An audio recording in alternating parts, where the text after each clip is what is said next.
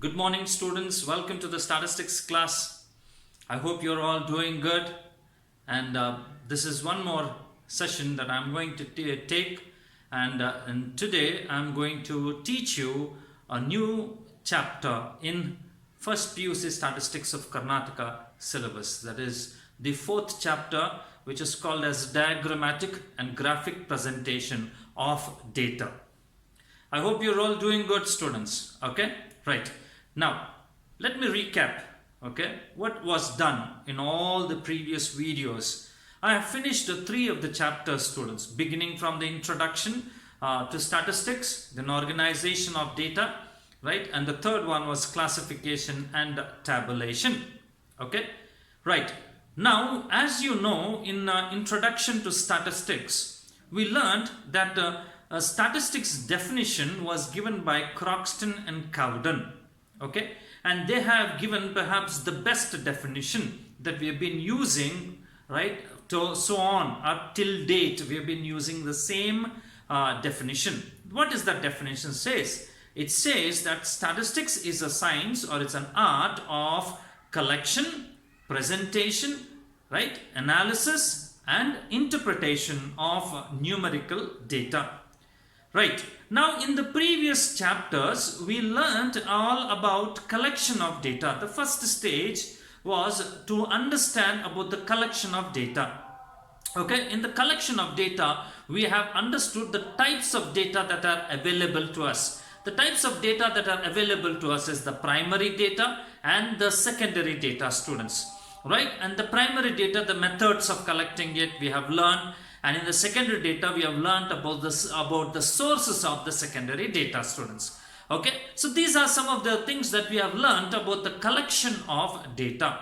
Then I started to tell about the frequency distribution, or in other words, what we have to do is, if ever we get the data, how to arrange the data, how to arrange the repeated data. It's all that we've learned using that frequency distribution. That all came in the chapter called classification and tabulation. So after we collect the data, what is that we have done is we have classified the data and then we have tabulated the data, students. Okay, we have classified and then we have tabulated. That means that is the second stage. The second stage of statistics is a presentation of data. In the presentation of the data, the first step comes classification, the second step comes tabulation, students. Okay, this is what we have learned, students. Now, in the same presentation of data also comes this one chapter which is called as diagrammatic and graphic presentation of data, students. This also comes in the second stage. What is that second stage? The second stage is called as the presentation of numerical data, right? After collection comes the presentation,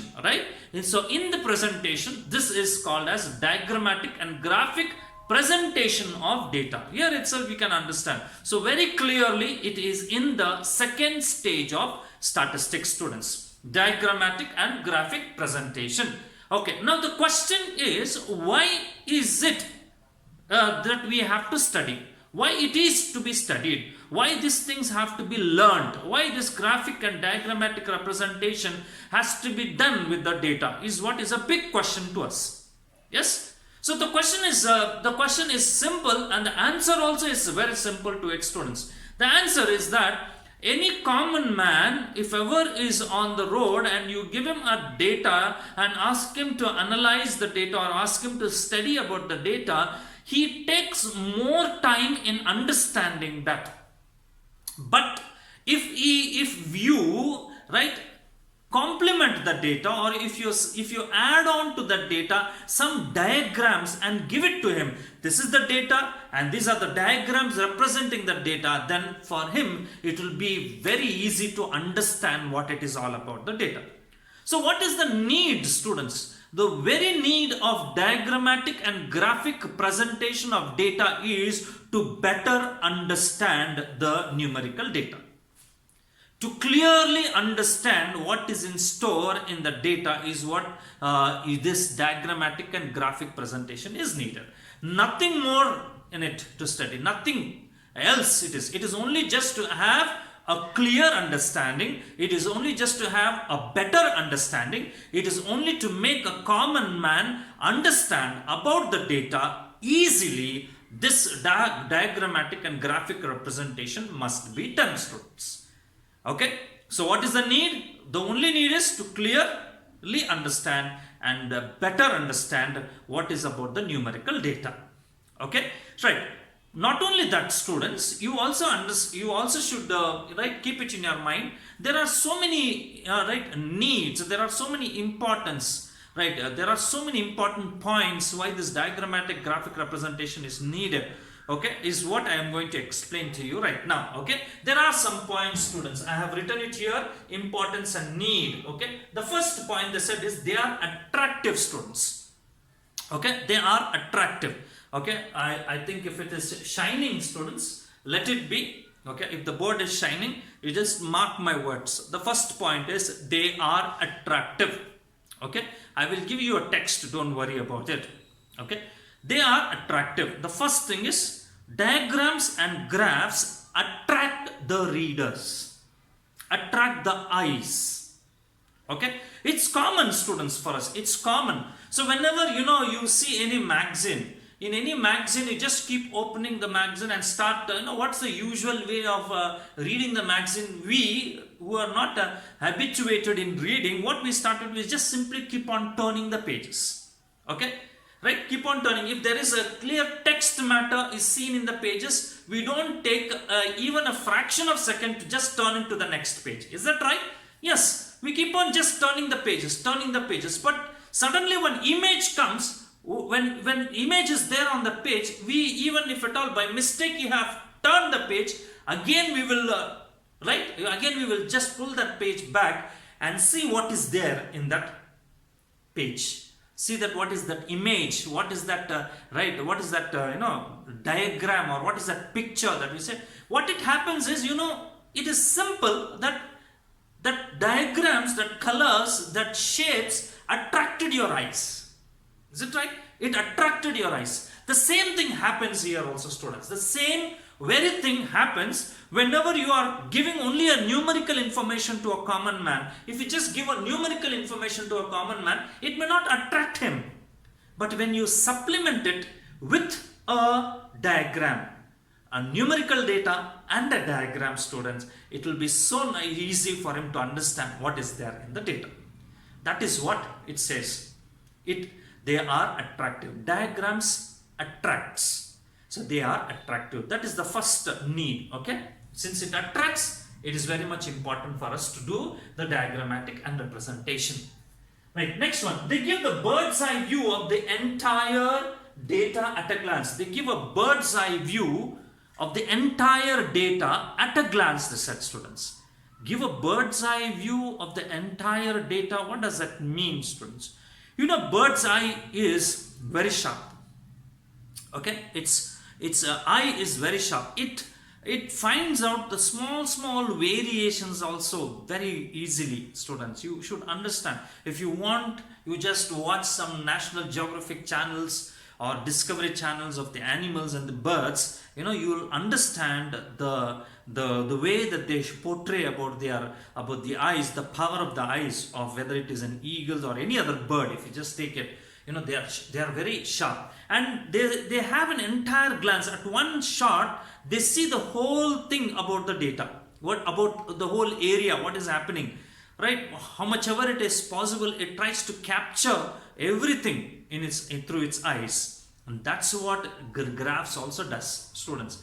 Graphs and diagrams, it gives, complete view about the data. What is in the data, which is the least, which is the highest, right? What is the variation? How much is the variation? Is the variation too big, or is the variation too small? Is it very minute? Is it for a short term, or is it for a long term variation? All these kinds of analysis, only just in one shot, when we just look at the diagram, it will be understood, students. That's what, at one glance, when we see the diagram, we will be able to understand what is the variation. That is what it says. They give a bird's eye view about the entire data at just one glance. They said, just one.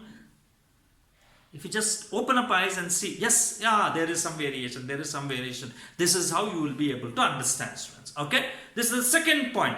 The third point, they said is, they can be easily understood by a common man. It has been told, they can be easily understood by a common man. Who is a common man? One who don't know about diagrams and graphs, one who don't know about statistics.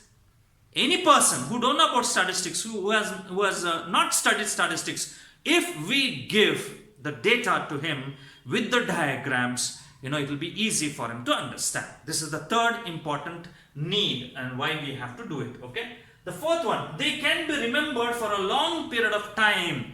They can be remembered for a long period of time. Okay. This is very easy to understand this point. Remember for a long period of time means, you understand, students, something which is written, something which is just written in text form is very difficult for us to remember for a long period of time. But something which has been added with some diagrams, the diagram will be, captured in your mind, in your memory, and it will stay for a longer period of time. For a very long period of time, it will be there in your memory. That's what, if you just have to speak about, we watch movies, we watch some pictures, when we see any pictures, when we saw some still pictures, or when we see a moving pictures, that will be just rolling in our mind, okay? And when we just close our eyes, even after a day or 2 days or 3 days, those pictures are just fresh. We feel that they are still fresh. That means they are there for a long period of time. But at the same time, when we only see the numbers or only we see the text, and we read it, we thoroughly watch it and all, but it will not be there for a long period of time. It may be there only just for some short time, maybe for 1 hour or 2 hours or 3 hours, or maybe for 1 day maximum. But pictures, images, graphs, diagrams, they store in the memory, and they are there in the memory for a long period of time, right? That's what, if you remember any movie some 10 years back, you will tell a whole story about that movie, even scene to scene, frame to frame, you will be telling what is happening in it, right? You can tell what has happened, after this what scene, after that what scene, because that is captured. But the same thing, just 10 years back, some textbook or of your first standard or your second standard that you have studied, if I ask you, will you be able to? You can't, right? Because those are all textual forms. It's very difficult for us to remember. Okay, so understand this. This is why they are images, they are diagrams, they are what you can say, graphics. They remain in the memory for a long period of time. Next is they facilitate comparison, students. They help us to compare. Okay, looking at the diagrams, one diagram is high, one diagram is low. One is low, one is high, both are equal. What we can understand is, we can say that we can compare, we can say that this is going high or this is going low as compared to last year, this year, right? This year, this college has done better, that college has done better. This is what we can do, the comparisons, when we present the data in diagrams and graphs. Not only that it's not only about the statistician who can compare, any common man also can compare what it is all in the data. Okay, so these are the importance of diagrams and graphs, students, and these are the very needs of diagrams and graphs, students. I have explained to you what are those. They are attractive, they give bird's eye view of the entire data at a glance. They can be easily understood by common man. They can be remembered for a long period of time, and they facilitate comparisons, students. Okay, the next one that we have is here, there are some rules. Okay, we need to understand there are some rules in drawing this diagrams and graphs. Okay, some rules we need to follow. Number one, they said is, we need to have a title for the diagram, students. We need to have a good title for the diagram, very good title for the diagram, students. Okay, in the title, it should explain what is there in the diagram. The whole content should be written in the title, and the title should be written in prominent letters, in the capital letters, right? And it should explain about the data. Okay, you should explain about the data. It is must. That is the first thing that you should understand. The second thing is, you should take a proper scale when you are doing bars, or when you are doing circles, or when you are taking graphs. Okay, all that when you are doing on the x-axis or on the y-axis, you always have to take a proper scale, a uniform scale. We should really make it more attractive and more scientific also, more methodical and more accurate. We should see that the presentation of the data through diagrams and graphs are more accurate. So we need to use a proper scale for it. Okay, this is what is the second rule. Third one they said is it should be neat and attractive. Yes, every diagram must be neat and attractive. That's where we can draw the attention of the reader. Okay, we can draw the attention of the reader only when it is neat and attractive. Okay, the fourth point, it should not be overloaded with too much of information. Okay, too much of information in the diagrams should not be given. Okay, if ever it is possible for you to cut short or divide the information, you divide the information into represent in two different diagrams, that is okay, but in one diagram too much of information should not be given. Okay, which will bring again confusions, and it will be difficult to analyze, right? Next one, different shades for different diagrams, different areas. It may be different shapes, it may be, right? It is distinguished between one feature with the other feature. We should have different shades, students. We should use different designs for it in the shading, or different colors we should use, students. Okay, so each color, what it represents, each design, what it represents, should be written in the last one, that is called as an index. Okay, it is called as an index. So these are some of the rules, students, of diagrams and graphs. Number one is what we need to write a proper title. The next is we need to make a proper scale. The next is it should be neat and attractive. And the fourth one, it should not be overloaded. And the fifth one, different shades should be used. And the sixth one is the index should be provided. Okay, so I hope you have understood this. So this is an introduction about diagrams and graphs. I have told about the importance or the needs of diagrams, and I have told you about the rules of diagrams. Then I will just tell you what are the types of diagrams that we have, and what are the things that we have studied in the next video, students. Please make it a point that you follow my classes. Thank you.